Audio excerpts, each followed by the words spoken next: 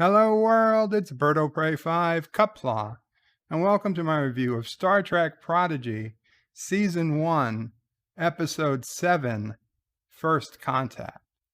Now, granted, I didn't think it was worth reviewing Prodigy until the previous episode, Episode 6, Kobayashi. But I've been pleasantly surprised for a second week in a row. And I will say that Prodigy is Star Trek. It remains Star Trek. I was on the fence. The first 5 episodes, it started off a little weak, weaker than I would have hoped. But over the first 5, it got closer to what I would consider Trek. It started off with a very Star Wars-y feel. And it wasn't terrible. And as new Trek goes, that would be anything, say, post J.J. Abrams, and certainly anything since Discovery, anything under the Alex Kurtzman Trek banner. This is the best of it. Even Lower the Decks, which isn't total crap compared to Discovery and Picard. Even Lower Decks, I'd say on average, the average Prodigy score is better than the average Lower Decks score, although Lower Decks did have a couple of perfect 10s.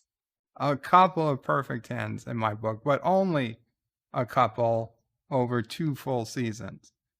We've got Prodigy here, and we hit a 9 last week, and that was only 5 episodes in, 6 episodes in. So, I mean, Prodigy could go to the stars, and that's not a pun. Not a pun. But they're in the stars now, and last episode was a 9. This episode, I'm not going to lie, it's up there. It's nowhere near a 9. I mean, last week they brought in Spock, they brought in Scotty, they brought in Uhura, they brought in Odo. They mentioned James Kirk. You don't get too many episodes like that, and I wouldn't want too many episodes like that. But this week we're in a pretty good position. Now there are problems. I'm not sure why each episode starts with Dahl giving a captain's log. I mean, he does it. I guess Janeway taught him to. We're getting a captain's log update about a mystery of the ship. We get a reminder, of course, that Chakotay was captain of this ship prior to everybody gone missing. Some unknown alien attacked the ship, and anyway, they've discovered a welcome distraction. The welcome distraction is the transporter. And what they're doing as kids who has supposedly never seen a transporter before is transporting hot slices of pizza around the ship, then running to the pizza, and then whoever gets there first, I guess, gets to eat the pizza. And this is, now granted, if you have never seen a transporter before, and you're a kid or a teenager, that speaks to you. And somebody, I'm sure, said, okay, write this story for somebody who's never seen a transporter, make it for kids, and I get it. That makes sense.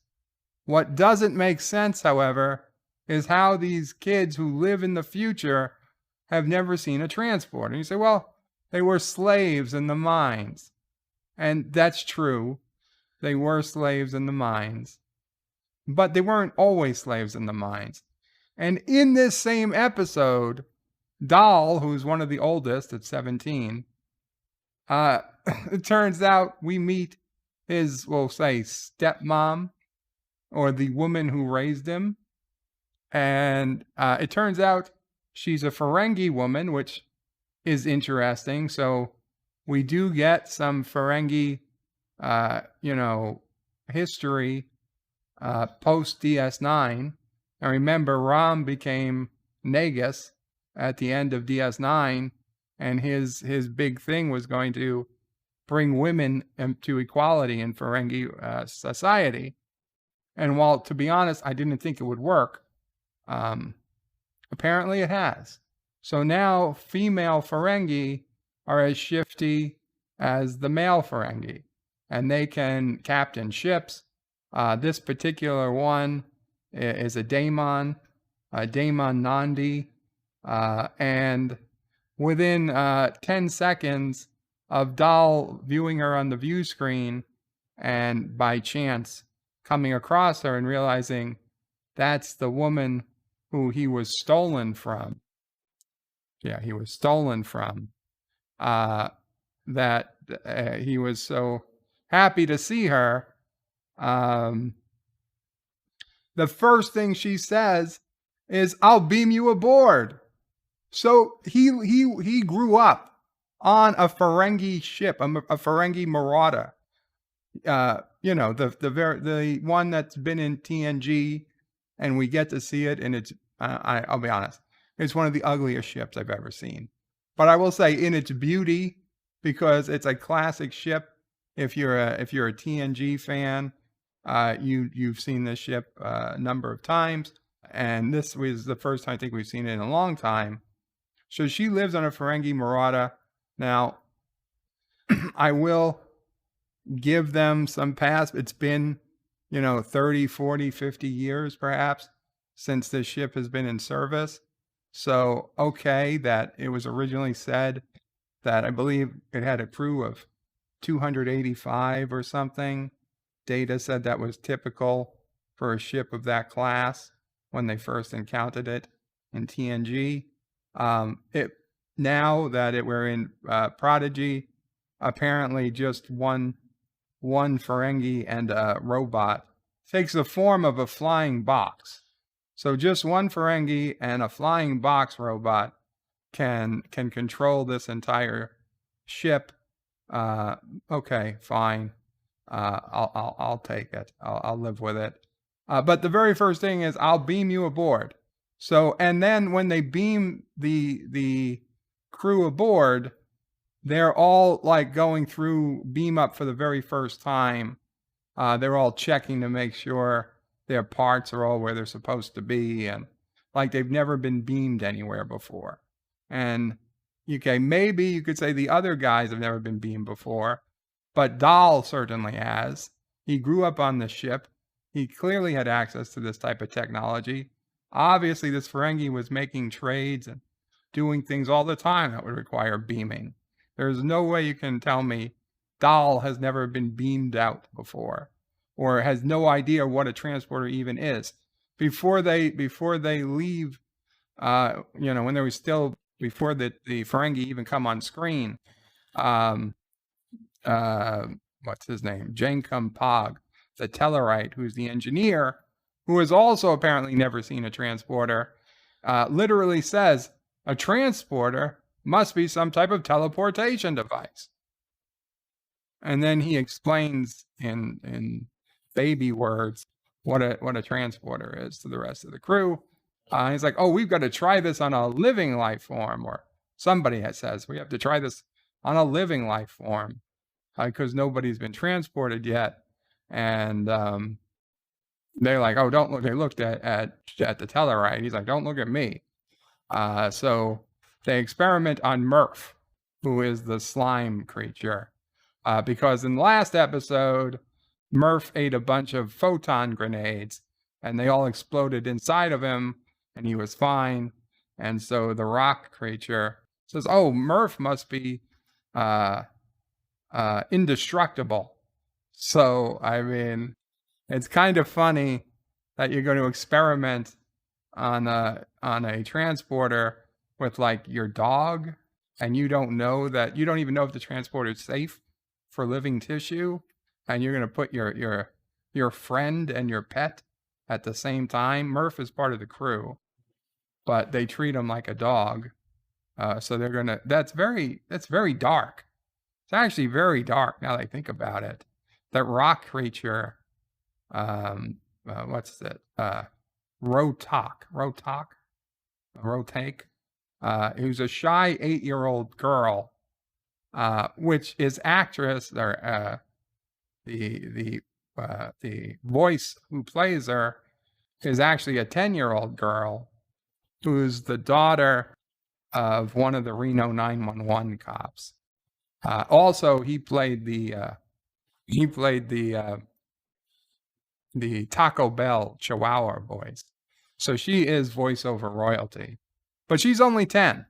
So you have a 10-year-old voicing an 8-year-old who is like a dark monster willing to transport the dog just to see if it works on living creatures.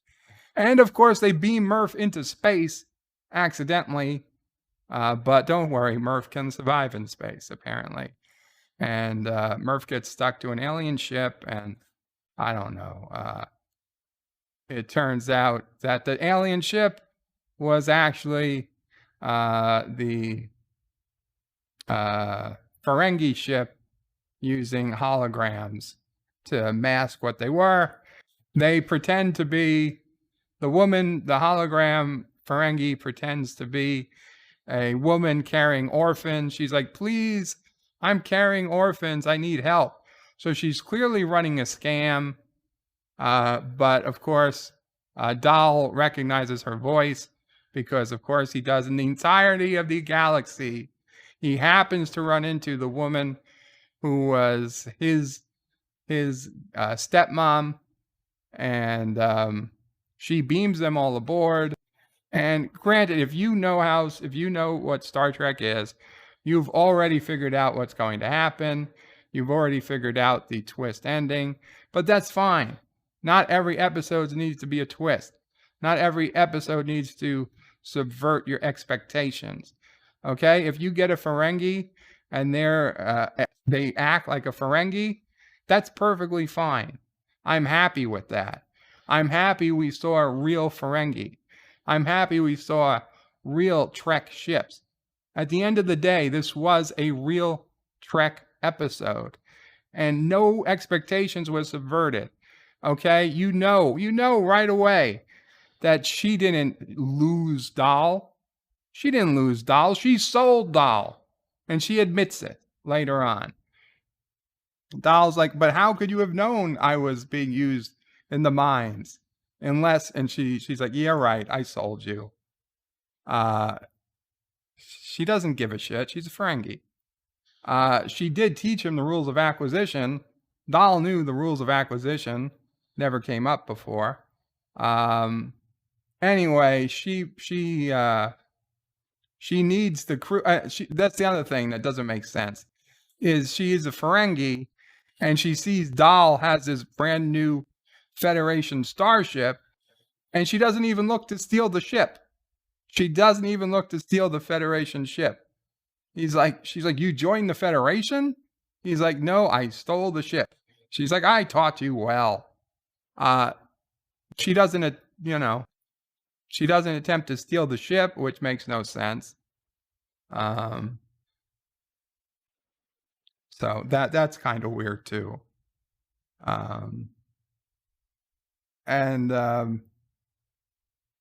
So whatever. Janeway doesn't warn them about, hey, maybe you shouldn't beam over to a Ferengi ship. Janeway doesn't care. Janeway's too busy trying to figure out what happened to them.